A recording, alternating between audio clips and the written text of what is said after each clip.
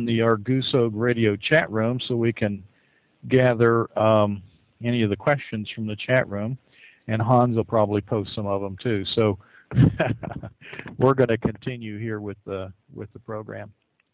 Where I'd like to start might be interrupted, and that would be fine because Chris might actually, our guest for today, might actually be available. So anyway, let's continue. I was just sending him a message.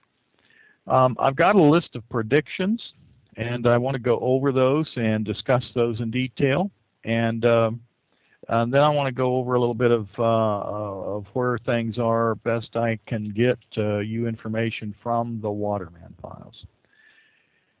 First, on the predictions, this is going to be for the new year, 2010. I don't think any of these will come a lot of these won't come as a surprise, probably.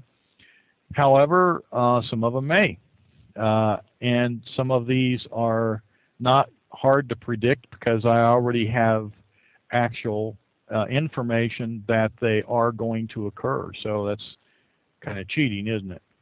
Number one on the list, Americans are going to attempt a bloodless revolution. Okay, that brings us to a lot of discussions. And let's talk about revolution and what it means. I don't know that you recall, I've mentioned it before, but I've been in 2 countries that have had revolutions. I've been in one country while the revolution was occurring, and I was in another country having planned on going into that country in Eastern Europe while the revolution was occurring. I got there afterwards, just shortly after, and of course that's the one that the military didn't like my presence and so forth, and I ended up being escorted away by the military under armed guard. We can talk about that event later. It's a long story. And so what we're seeing in those countries, what we saw and what was going on in those countries were revolutions. Now, a lot of people say, well, nothing comes to good of a revolution, and revolutions are bad. Let's talk about that.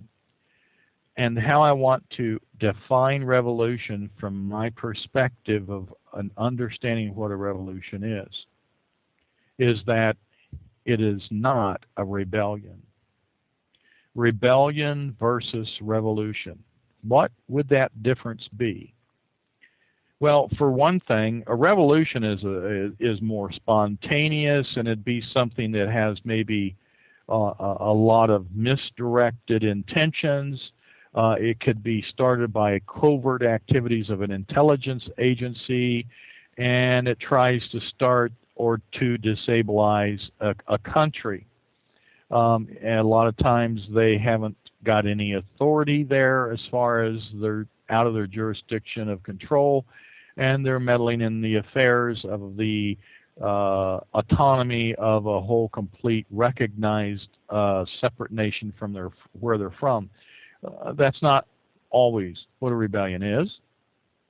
So, for example, a lot of people say the French had a revolution, it was bloody, and it failed. No, the French had a rebellion. It wasn't a revolution. And so why we look at these is because we haven't defined the high moral ground where these activities are coming from. And so that's where I'd like to start is, first of all, you can have either a rebellious child in your house or you can have a revolution in your home. But let's give the definition of how a nation can actually have high moral ground. First of all, let me define it in a small way. If you have an intruder into your home, or in my case, a castle, and we all think of our home as our castle, and you are married and you have a family, and your wife is getting raped and they're planning on killing them, and the children are being sodomized and raped and planned on being killed. And long ago, many people were being burned at the stake after they were dragged out of their home. Are we supposed to hit these people over the head with a DVD? We're supposed to go grab the Constitution, roll it up, and pound them over the head and say, the Constitution says you can't do this. I have a right. You do not have a right to be here and to provoke this pain upon me and my family. Well, I think we wouldn't think too highly of a man who had the capacity and the ability, or even didn't make an attempt. We wouldn't think too much of him if they didn't try to stop it.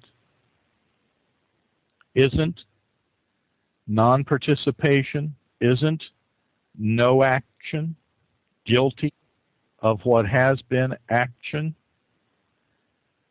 Isn't that a problem?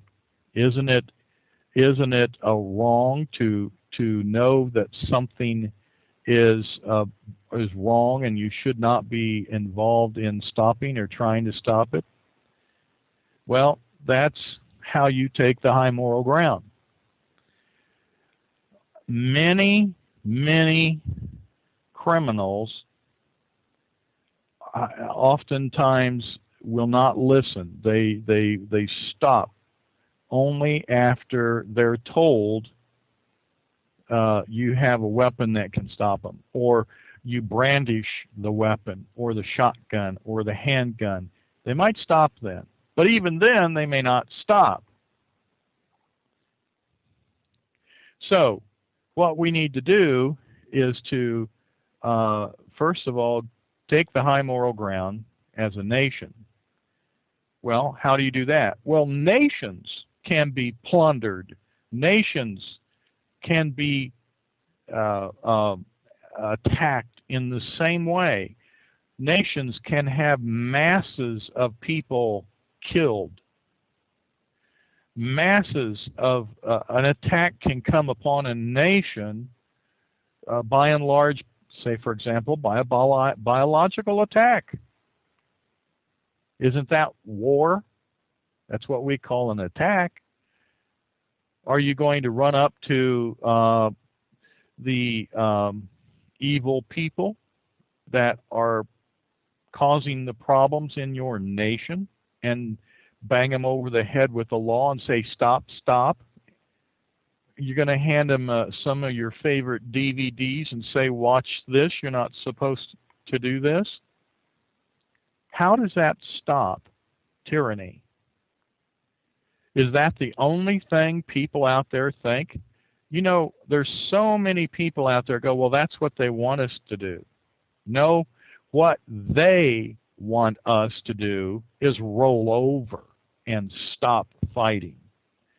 That's what they would prefer. However, if they can't win without a fight, they're going to try and win with a fight. In other words, folks, you've got a choice. You can try a bloodless revolution, taking the high moral ground, addressing the grievances that have come upon the people of the country, or you won't. See, a rebellion oftentimes does not come from the people. Most of the time it doesn't. Well, you have criminal elements within the people that create havoc and break law. But that's not a rebellion. That is criminal elements operating in a criminal way inside, as maybe a gang member might. That's not a rebellion. What's a rebellion? A rebellion comes from the top down, that causes tyranny to occur, deaths to occur for evil intentions. Revolution comes in two forms. High moral ground taken in a revolution is an attempt to post and tell your grievance. So in America, and I can't speak with authority in other countries, although I've been in them.